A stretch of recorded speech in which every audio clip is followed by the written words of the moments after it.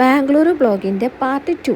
അപ്പം നമുക്ക് കഥ തുടരാം. ഞാൻ നേരത്തെ പറഞ്ഞിട്ടേ ഈ ഒരു ഹാളിലേക്ക് കയറിയെങ്കിലല്ലേ സ്റ്റാൾ തീരെയില്ല. നമുക്ക് കാണേണ്ട ആൾക്കാരല്ലേ, കാണുന്നത് എപ്പോയിരിക്കോ ഒരുപാട് നടന്നിട്ടായിരിക്കും. പിന്നെ ഫസ്റ്റത്തെ ഒരു എക്സ്പീരിയൻസ് വെച്ചിട്ടൊക്കെ നന്നായിട്ട് അറിയാം. അതുകൊണ്ട് തന്നെ എനിക്കറിയാം ഒരുപാട് നടക്കേണ്ടി വരും. അതുകൊണ്ട് ഞാൻ ഷൂ എല്ലാം സെറ്റാക്കിയിട്ടാണ് പോയത്, കാല് വേദന എടുക്കേണ്ടെന്ന് വെച്ചാൽ. അങ്ങനെ കാണേണ്ടവരിൽ ഒരാളെ കണ്ടിട്ടുണ്ട്. എനിക്ക് കുറച്ച് സമയം കത്തിയോട് കത്തിയായിരിക്കും അവ. പിന്നെ ചുറ്റുണ്ടൊന്നും അച്ഛമ്മക്ക് ഓർമ്മയുണ്ടായില്ല. പിന്നെ അത് മാത്രമല്ല, അങ്ങനെ അച്ഛമ്മ അവരോട് സംസാരിക്കുന്ന സമയത്തില്ല, അവരുടെ അടുത്ത് ഇപ്പോൾ പുതിയ കുറച്ച് ബോർഡ് ലോഞ്ച് ചെയ്തിട്ടുണ്ട്. അപ്പോൾ അതും കൂടി ഞാൻ അച്ഛമ്മയില്ല ഇവരെ കമ്പനിയിലേക്ക് ഡയറക്റ്റ് പോയിട്ടുണ്ടായിരുന്നു. അന്ന് പോയപ്പോൾ ഇല്ല, ഭയങ്കര ട്രീറ്റ് ആയിരുന്നു. അവർ നല്ല കെയറിങ് ആയിരുന്നു. അതേപോലെ അവരുടെ ഡീലിങ്ങും കാര്യങ്ങളൊക്കെ നല്ല സൂപ്പറാണ്. അതുകൊണ്ട് ഭയങ്കര ഇഷ്ടമാണ് എനിക്ക് ഈ ഒരു കമ്പനി. ഇതിൻ്റെ ഇടയ്ക്ക് നമ്മൾ ഐഷു ഇതൊക്കെ ആദ്യമായിട്ട് കാണുന്നതുകൊണ്ട് എല്ലാം കൗതുകത്തോടെ നോക്കുന്നുണ്ട്. ഇതാണ് നമ്മളെ സജിലിക്ക.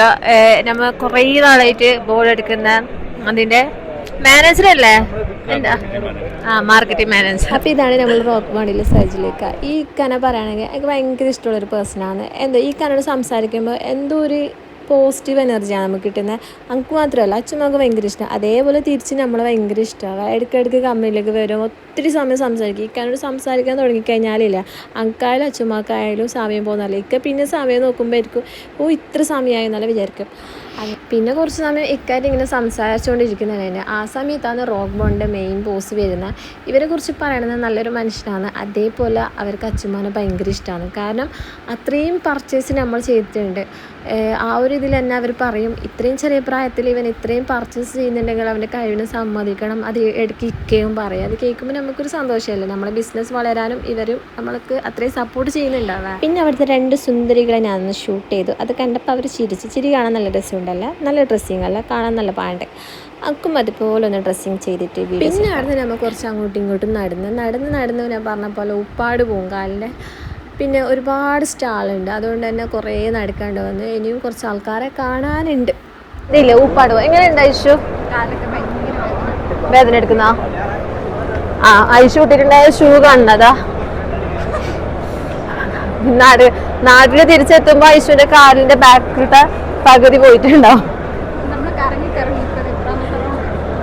ഈ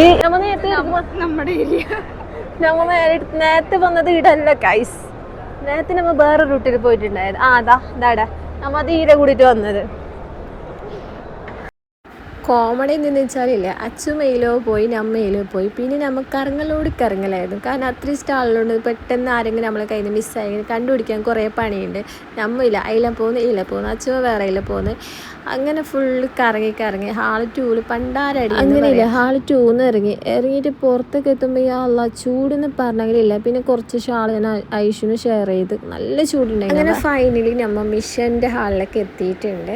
മിഷൻ്റെ ഹാളിലേക്ക് എത്തിയതുകൊണ്ട് മാത്രം കാര്യമായിട്ട് നമ്മൾ നോക്കുന്നത് ജയ് എന്ന കമ്പനീൻ്റെ മിഷനാണ്. അപ്പോൾ അത് നോക്കിയിട്ട് ഇങ്ങനെ നടക്കാമെന്ന്. അതിൻ്റെ ഇടയ്ക്ക് നമ്മൾ ഉദ്ദേശിക്കുന്ന കുറച്ച് മിഷനും കാര്യങ്ങളൊക്കെ കണ്ടപ്പോൾ അതിൽ നോക്കിയിട്ട് ഇങ്ങനെ നടന്നവ. അപ്പോൾ നമ്മളിപ്പോൾ ടോട്ടൽ 3 മിഷനാണ് നോക്കുന്നത്. അപ്പോൾ ഈ മിഷനും കാര്യങ്ങളൊക്കെ നമ്മളെ പുതിയ കമ്പനിയിലൊക്കെ വേണ്ടിയിട്ടാണവ. ഒരു പാനോസ് മിഷനുണ്ട്, CNC മിഷനുണ്ട്, പിന്നെ ഒരു മിഷനുണ്ട് ഓൾസ് എടുക്കുന്ന ബോറിംഗ് മിഷൻ, അതിൻ്റെ എന്തോ പേരുണ്ടാവും, അതൊക്കെ മറന്നു. നമുക്ക് നിലവിൽ ഇപ്പോൾ 2 കമ്പനിയുണ്ട്. ആ 2 കമ്പനിയിലും ഇല്ലാത്ത 3 ടൈപ്പ് മിഷനാണ് ഇപ്പം നമ്മൾ ഇറക്കാൻ പോകുന്നുള്ളത്. അത് നമ്മൾ 3ാമത്തെ ബ്രാഞ്ച്. ഈ 3ാമത്തെ ബ്രാഞ്ച് എന്ന് പറയുമ്പോൾ ഒത്തിരി അപ്ഡേറ്റ് ആയിട്ട് ചെയ്യണമെന്നാണ്. കാരണം ഫർണിച്ചറിൽ ഇപ്പോൾ കാലം മാറുന്നതൊക്കെ കോലം മാറുന്ന പോലെയാണ്, അതേപോലെയാണ് ഫർണിച്ചറിൻ്റെ കാര്യം. അതുകൊണ്ട് നമുക്ക് ഒത്തിരി പ്ലാൻ ഉണ്ട്. ആ പ്ലാൻ്റെ പരമായിട്ടാണ് നമ്മൾ ഈ മിഷനും കാര്യങ്ങളെല്ലാം ഇറക്കുന്നത്. ആ പറഞ്ഞതിൽ ഒരു മിഷനാണ് ഈ മിഷൻ. ഈ മിഷൻ്റെ ഒരു പ്രത്യേകത എന്ന് പറഞ്ഞാൽ ഇനി നമുക്ക് ബയ്യാമാരെ കാല് പിടിക്കേണ്ട, പണിക്കാർക്ക് അത്രയും ഡിമാൻഡുള്ള കാലമാണ്. ഇതിൽ നമുക്ക് നമ്മളെ മോഡലും കാര്യങ്ങളൊക്കെ സെറ്റാക്കി കൊടുത്തെങ്കിൽ നമുക്ക് എത്ര കട്ടാക്കണോ അത്ര ഒരു ദിവസം കട്ടാക്കിയിട്ട് കിട്ടും. അതുകൊണ്ട് തന്നെ നമുക്ക് ബൾക്കായിട്ട് നമുക്ക് സെയിൽ ചെയ്യാൻ പറ്റും. പിന്നെ ഇതാണ് CNC മിഷൻ. ഇത് പിന്നെ ഞാൻ പ്രത്യേകിച്ച് പറയേണ്ട ആവശ്യമില്ല, എല്ലാവർക്കും അറിയാവുന്നൊരു മിഷനാണ് ഈ മിഷൻ. അങ്ങനെ കറങ്ങി ലാസ്റ്റ് ചെയ്യുന്ന സ്റ്റാളിലൊക്കെ എത്തി. പക്ഷെ നമ്മ സംസാരിച്ചുകൊണ്ടുണ്ടായിരുന്ന ചേട്ടനെ കാണാൻ പിന്നെയും കുറച്ച് നടക്കേണ്ട വന്നു. അവസാനം ആ ചേട്ടനെ കണ്ട്, ഇതാണ് അരുൺ ചേട്ടൻ. ഇവരായിട്ടാണ് നമ്മൾ ഈ മിഷൻ്റെ കാര്യങ്ങളൊക്കെ സംസാരിച്ചുകൊണ്ട് നിലവിൽ നമ്മളെ കമ്പനിയിലേക്കുള്ള എല്ലാ മിഷനും ഇറക്കുമ്പോഴും എല്ലാ സപ്പോർട്ടും കാര്യങ്ങളും ഉണ്ടായത് ഈ ചേട്ടനാണ്. അരുൺ എന്നാണ് ഈ ചേട്ടൻ്റെ പേര്. ഇപ്പോൾ ഇറക്കാൻ പോകുന്ന 3 മിഷനെ കൊണ്ട് അത്രയും ഉപകാരമുണ്ട്. 3നും 3 ടൈപ്പ് ഉപകാരം എന്ന് പറയാം. നമുക്ക് പണിക്കാരെ കൊണ്ടുള്ള ടെൻഷന് കൊഴിഞ്ഞു കിട്ടും. പിന്നെ നമുക്ക് പുതിയ ഒരുപാട് മോഡൽസ് ഇറക്കാൻ പറ്റും, പിന്നെ നമുക്ക് പാക്കിംഗ് ആയിട്ട് നമുക്ക് സപ്ലൈ ചെയ്യാൻ പറ്റും, അങ്ങനെ ഒത്തിരി കാര്യങ്ങൾ. അപ്പോൾ ആ ഒരു മിഷൻ്റെ ഒരു ഫിറ്റിങ്സും കാര്യങ്ങളാണ് കാണിക്കുന്നത്. അപ്പോൾ നമ്മൾ 3 മിഷൻ്റെ എല്ലാ കാര്യങ്ങളും അവിടെ ഡയറക്റ്റ് കണ്ടിട്ട് ബോധിച്ചിട്ടാണ് അഡ്വാൻസും കൂടി ചെയ്തിട്ടുണ്ട്. അപ്പോൾ എനിക്ക് പിന്നെ ഇത് ഫുള്ളും കാണാനും പറ്റിയില്ല. കാരണം വെച്ചാൽ അംബുഷ് പുറത്തുണ്ട്, അതുകൊണ്ട് തന്നെ കുറച്ച് കാര്യങ്ങളും കണ്ട് സെറ്റായപ്പോൾ ഞാൻ പുറത്തേക്ക് പോയി. അത്ര ടൈം അതിൻ്റെ ഉള്ളിൽ നിൽക്കുമ്പോൾ ഇല്ല എനിക്ക് നല്ല ടെൻഷൻ ഉണ്ടായിന്. കാരണം അംബുഷ് ഒരു സ്ഥലത്ത് നിൽക്കുകയല്ല, അപ്പോൾ ചേച്ചിക്ക് നല്ല പണിയാവും എന്നുള്ളൊരു ടെൻഷൻ ഉണ്ടായിന്.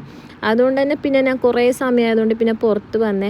അപ്പോഴും മനസ്സിൽ ഹാപ്പിയാണ്, കാരണം എല്ലാ മിഷനും കാണാനൊക്കെ പറ്റിയിട്ടുണ്ട്. പിന്നെ അഡ്വാൻസ് ചെയ്യുന്ന സമയത്ത് ഞാൻ പിന്നെ ഉള്ളിൽ പോയിട്ട് പിന്നെ അംബുഷ് ഭയങ്കര അങ്ങോട്ടും ഇങ്ങോട്ടും പോകുമ്പോൾ, കാരണം അത്രയും ആൾക്കാരുണ്ട്, എവിടെയെങ്കിലും ഒന്ന് ജസ്റ്റ് മിസ്സായ പിന്നെ പറഞ്ഞിട്ട് കാര്യമില്ല. എവിടെ പോയാലും അംബുഷിന് ആരെങ്കിലും കൂട്ടിനെ കിട്ടും, അതുപോലെ ഈടെയും കിട്ടിയിട്ടുണ്ട്. അംബുഷിനെ പോലെ തന്നെ ഉള്ളിലേക്ക് പോകാൻ പറ്റാണ്ട് കുറച്ച് പിള്ളമാർ പുറത്തുണ്ടായിന്.